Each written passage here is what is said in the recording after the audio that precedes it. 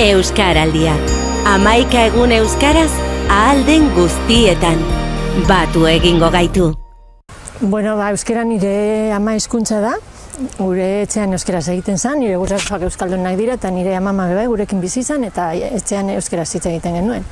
Gero ikastolara etorri nintzen eta ikastolan ere bai euskaraz jarraitu nuen eta ordutik gaur egunera arte nahi duen guztiekin nik euskaraz egiten. Egunerokoan etxean bai, familiarekin mantentzen dugu, nire etxean bai, seme-alabekin, lanean gutxiago. Ni hau bizi izango naiz. Orduan lehenengo hitzak euskaraz izango dira. Euskaraz izango dira, lanean, kalean, etxean, nik uste dut batez ere sensibilizazio kontu bat izango dela.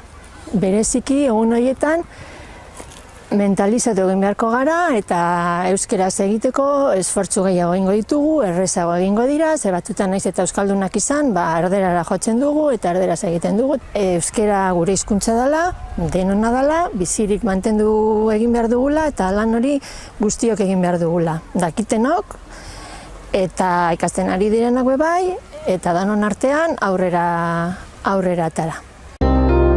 Ematen duena baino errazagoa da. Nik ahoa bizi euskaraz egingo dut. Bale, nik belarriak prest. Probatuko dugu Euskal Herria osoan?